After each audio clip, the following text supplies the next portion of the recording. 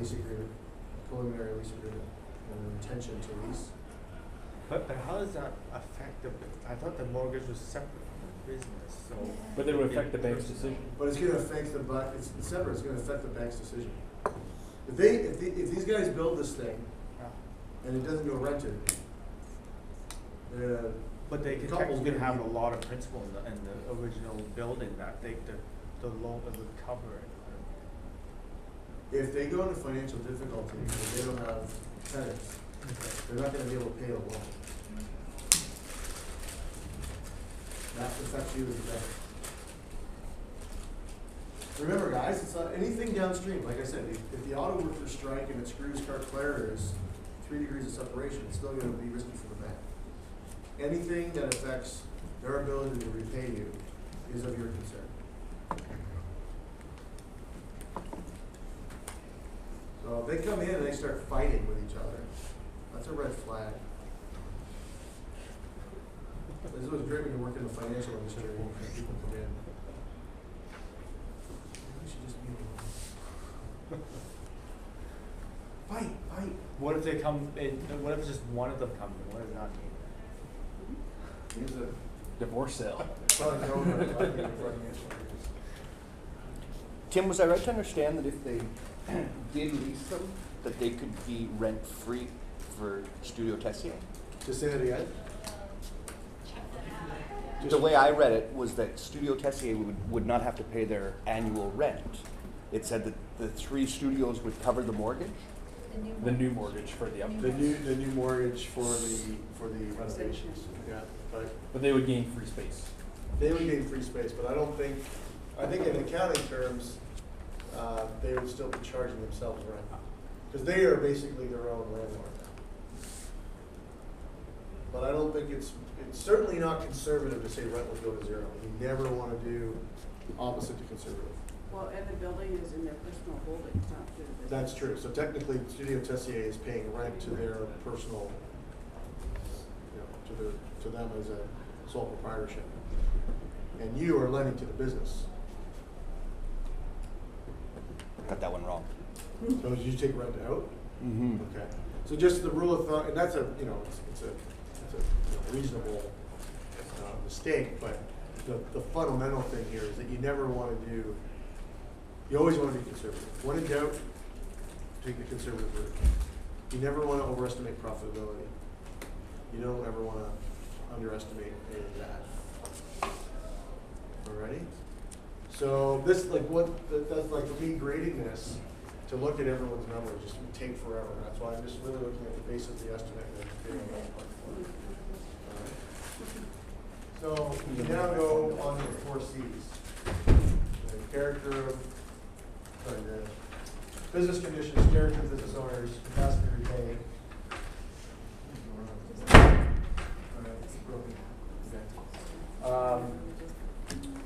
And collateral. So why don't we do that next? Order.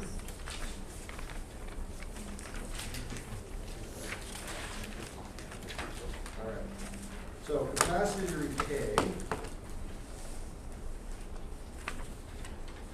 What you should do is take your projections and look at interest coverage, at the very least, interest coverage. So for me, if I look at the projections, so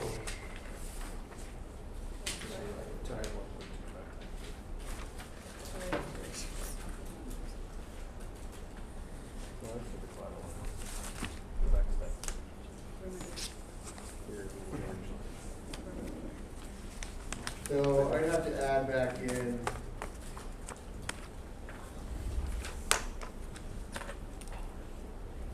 profit before tax, $65,000, $94,000. I'd have to add back in the interest charges.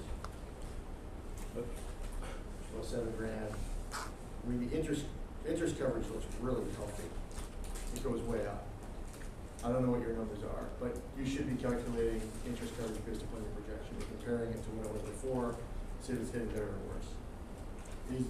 Because their profitability goes up, they're not paying They didn't give us a very clear number in terms of what the interest would be. So that's probably looking fine. So how well has the company paid off the debt in the past? There's no way the company will pay off the loan in the future. You guys have any concerns there?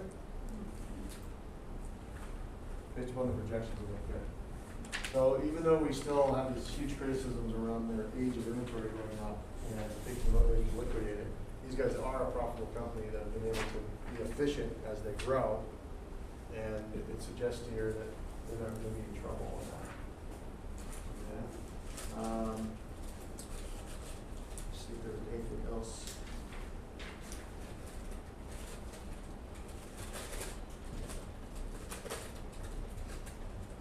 No, it looks good. Okay. Business conditions.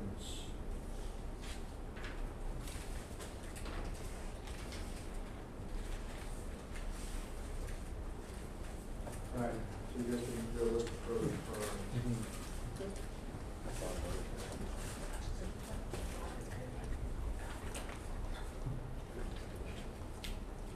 What did you guys, let's have a discussion on that for a few minutes. This is the easy stuff that it's qualitative. All I did was, put that there was a mild recession in 1991. It's not likely to have one in the next 3 years. Another one. Okay. Our parents would say, you don't remember the two oil crises. 76 and 80 something. It's not very likely. It 79 can and happen, 82. but very unlikely. But Yeah, I was born in 81. They survived. they survived the recession, they had a loss, but they recovered. So the fact that they made it through was good. The ability, the fact that they weathered that storm. Anything else for conditions? So what's a recession gonna do to, like, what, again, what's the reason for this expansion?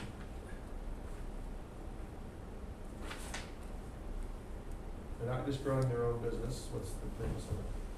Being kind of like destination or whatever. Okay, so they're doing this so they can become landlords. If there's another recession, what's gonna happen? Now it's not just their own business at risk, but their tenants. And if they end up with tenants that go bankrupt, then the risk is going up, not down. So it's one thing for themselves to keep afloat, but they can't control the businesses of their tenants. All they can do is ask to be paid. Right? So we're taking on more economic risk due to the economic conditions, because now you're becoming a landlord. Right? So that needs to be mentioned. Competition in the industry for both building and interior, Yeah. commercial interiors increasing. Yeah, competition's increasing. So, yeah, it's risky to become a landlord, right? So that should be mentioned. What about the pros that maybe land keeps going up? Just speak up again. What about land being always going up? It's personal. Well, but they're not increasing their land holdings, they're just building, they're building a structure so they can become a landlord. And the structure is a depreciating asset. You're gonna spend all this money to create a depreciating asset that may not generate income if there's a recession. Right? But still, The real estate holders are not changing. But Studio Tasting doesn't own the real estate. Well, It's so still it's a by moot point, there is no real private estate couple. here. Right? Okay, so we'll move to character of the owners.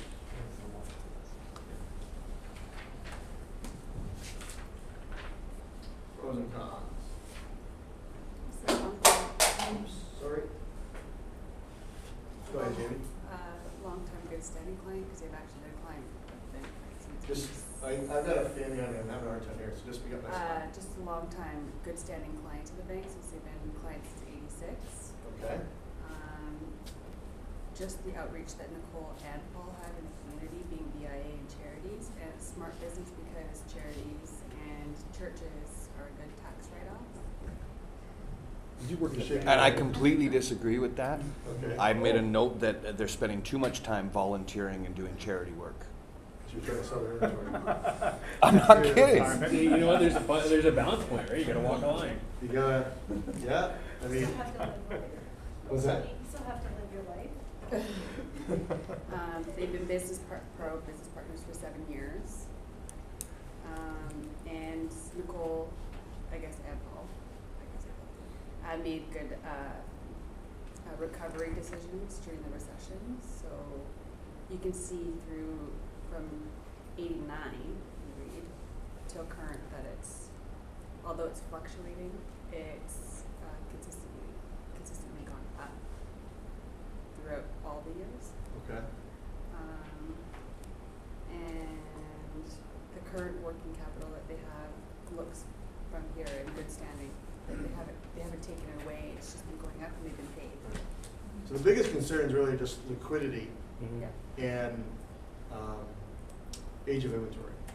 Inventory management and liquidity, And re- which are a bit related to each other. Chris makes a point. I mean, it's good to be ultra critical, be like, you know. So what was your argument again? They're doing too much, so what do you want them to do? Yeah, too much Well, if charity you spend all work. your time doing NPO and not. Manage And your he's a inventory. volunteer And not of selling the shit. business association and stuff like that. Yeah. But I Focus also on your said it's- business. Don't worry about everybody else is But I also doing. said it's free marketing. Yeah, and I thought that was. Extension networking. There's an element there that it could be, but I think, like, you always want to look at both sides of the coin. So a bit of healthy skepticism I here. could but argue that they're not gonna just get up and leave because they have they've set their They're probably roots keeping- in the Yeah, community. I mean, being in the business, Yeah, but the community doesn't pay their bills. they might help you get a Kinda. tenant. They might help you what? Get a tenant. That's true. And that's. There's a legitimate point there, right? They're they're more likely to know who's looking to expand and who needs retail space because of their involvement in that. Especially. But it says that she does it 10 times a year. There's a fashion, but Paul does BIA. It just seemed a little excessive. Yeah. Her fashion shows were like marketing, like that was like. Yeah. So I mean, again, so all I'm saying, what I'm trying to advocate for is that And it's tax write-off. you're not overly, positive or overly negative. You're looking at both sides, right? But you're making a valid argument. I'm just They not big don't- on they don't church. agree with you, but I like I think there's I'm gonna a- use it when I do a job. I see value in that. there's some value. There's definitely value to the point you're making, but you also got to be a little bit even-handed about it, right? But I mean, they could be managing their business better. Yeah. So, Customer you gotta deposits. take care of your stuff, and then, sell your inventory. Become more liquid. Right? But you also have to do things to promote the business, so, things like the fashion shows and stuff like that are probably necessary. The point should be raised around Paul being not so on top of collections. I think that's the main negative. Paul needs to work on this. Is that? He said Paul needs to work on this. Yeah. Alrighty. On this one, I think it's kind of more obvious on this. Alright, so collateral. I have some scribbles, and I haven't looked at this in years, so I don't remember if these are accurate or not. But the main thing to realize is that inventory, I think, has already been pledged as collateral. Based upon, Personal. Personal, it's not part of the business. So you can't take this. With the original. But they didn't mention how much, so how we're supposed to really factor that in. It said like a mix of inventories and personal assets. It just said all. We talked about that. yeah, so you can just, I assume the 50 grand. yeah, you can assume a number.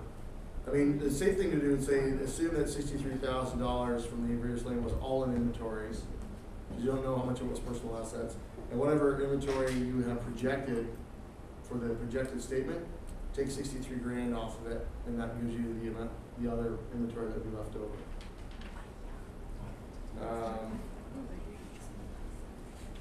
So if I look at the balance sheet projection that I did,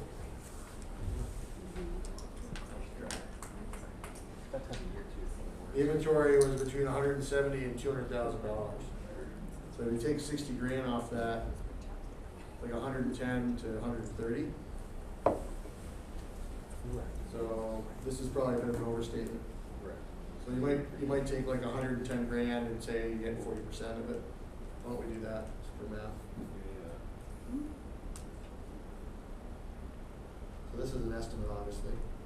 The accounts receivable, that was the projection that I had. And the fixtures, not really worth much, but 11 grand. So if you took 40% of 140 grand, $56,000. I didn't put inventory in there because security against the other mortgage. You take 50% of the 11,500, it's 5,500. So 17, Yeah. 224, plus 56,000, plus 5,500, is like 78,000, 724. So if they're gonna borrow the full 100, these guys are short on assets. Depending on what you use, again, these are total estimates, right? What can you get for it? But no matter what you do, it's gonna be pretty tight on collateral. So you might ask them to pledge additional. I added equity of their own property, would that be You can say it's a condition and they can choose to meet it or not meet it. But I think, I'll look at what you guys did for collateral analysis, but it's hard to get 100 grand out of it. Did anyone get a really high number for collateral? Well, a portion of the equity, so I said 55,000, so Right. the factor's 10%, so if you add it all, they're over 100,000. But without personal assets, it's hard to get to 100 grand. Yeah.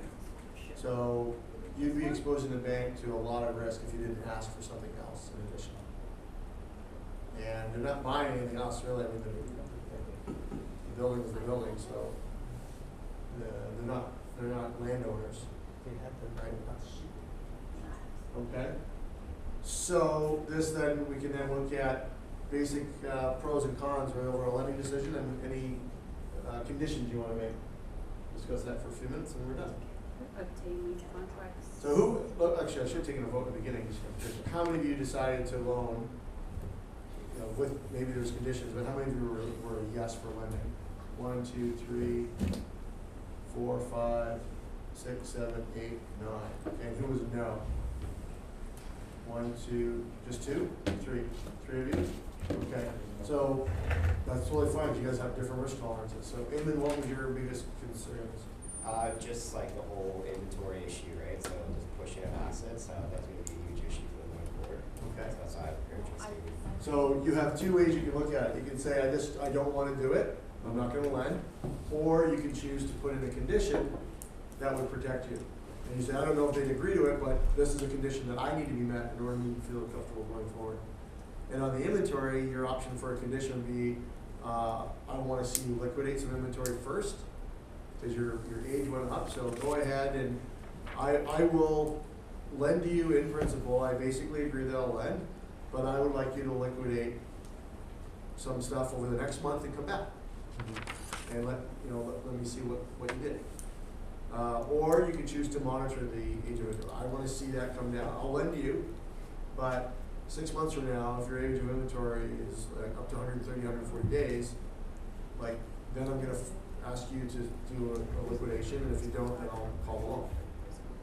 But if you I don't want to have the pain in the ass to monitor that, and for me it's not worth it, and I'll just tell them to go elsewhere, then you don't lend. So just know that you don't have to just say no. You could say these conditions have to be met. If not, then they walk away. It's fine. I did put in But there. having concerns over inventory and not wanting to lend over that is completely reasonable. It doesn't mean that everyone has to agree, but if you have risk sensitivity over that issue, it's totally legit. Isn't inventory appraisal required? Just say it nice and Sorry, loud. inventory appraisal required? Appraisal, that'd be very wise. I want to have an independent appraisal come in, and I want to know what your inventory is worth. And because one, I got to pledge the inventory for collateral, and I'm concerned that it's old. So that would actually be very, very good condition to put in place. That's thinking, really good. Right? I put a higher interest rate for the extra loan. Yep. Yep. Just that way, if they go over, if their accounts receivable and inventory goes, And that's Oh, the control. It's called a risk premium, that's why you charge higher interest rate, there's a bigger risk here. And like, you think about it, right? You guys have an inventory management issue, even after having a good year. And your whole expansion plan is to become a landlord to 3 other independent businesses that you can't control. If they go out of business, you're gonna be stuck rolling the bag. So, charging you a higher interest rate makes total sense. And they're like, well, we don't find it attractive. You're like, then take your chances and go somewhere else and see what will loan you. And it protects the original 63 in case they become not. It doesn't protect it, but you don't increase your risk any further. You never protect it, they can still go out of business. Tim, you keep on saying that if the other 3 businesses go out of business, that it's their problem. If those 3 businesses go out, on they will go and you bring in new tenants. Yeah, but even then, they have new tenants, and the reason why the other 3 went out of business is because there's a recession and no one wants to go to that spot. You are becoming more, look, if you're a really good business owner and you got your act together, you're kind of like, you know what? Like a lot of real estate agents in Vancouver would say, I love recessions because it kills all my weak competition. And the only ones left are the really good real estate agents. And like, we actually need a really strong recession right now to cut off all the shit, right? And so only the good agents are left. Because anybody can make money in the market that we've had, is their argument. And so, you know, I kind of like, I want some tough times to really cut, but in this case, like, yeah, you can weather the storm, but you don't know someone who's running the shoe store could. And you're right, I could find other tenants, but what if there's no other tenants because everyone's gone out of business? When you become a landlord, you are more susceptible to the natural fluctuations of business. And like what a lot of large corporations do is they hedge the risk by looking at, okay, so let's look at Vail Resorts. If the climate change keeps happening, and we're getting, this week obviously is a bad example, but I'm concerned about Whistler in 20 years. Are these guys going to have really, really strong ski seasons? All right? So we should be looking at buying other assets, other businesses that don't have a negative winter seasonality to them. So we can be looking at ski resorts in the southern hemisphere, but we're also exposed to the same risk, and that is if it keeps getting warmer, those ski resorts are gonna have a problem, even though the opposite side of the year. So I want to find a business that will do well if it gets warmer. Maybe I buy an ice cream company. You know, kind of hedged. I got ski resorts, I got ice cream, I don't know. But if I'm Vail Resorts and I just bought Whistler, it's the single largest ski resort asset in all of North America, which is true. I think all of the Western Hemisphere actually. Yep. There's a huge capital investment there. And they financed it with a fair amount of debt. So, you know, the good thing is there wouldn't be mountain biking. Unless there's forest fires. Everyone's choking. We have warm winters, and a lot of forest fires is bad for both summer and winter seasons of Whistler. We still have that shitty solar season, we still have the tricky sale, we still have GOPR2449, still have Bigger Festival. All right. Carmen, did you put it, so you didn't lend either. What was your concern? I think I put the no. She did that. Yeah. Oh, you did lend. Yeah. Okay. Who else was a no besides Amy? Okay. Mine was that they paid themselves instead of paying back the loan they already had. Yeah. Just like, I don't like that. I don't wanna lend to you. Despite having lost, they were big. They're not putting everything they can back in the business. Okay. Those are legit. Did anyone lend without conditions? Collateral is a condition.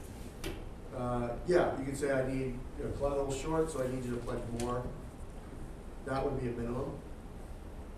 But with their current collateral position, to lend without conditions would be a really, I would argue that you have a naive perception of risk if you're not at least putting conditions in for collateral, and you might want to monitor inventory or have it appraised.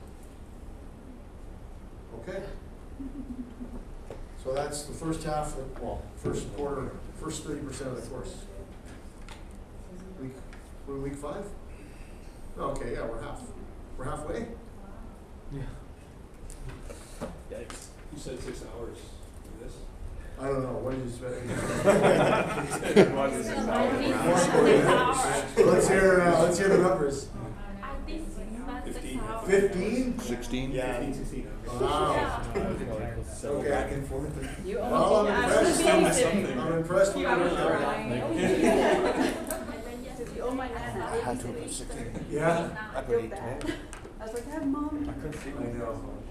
Well, Wednesday night, an hour and a half. good for you. If you got that investment in time, it's gonna pay off. Just think of your earning power in 5 years. Like, that's 15 hours was well invested.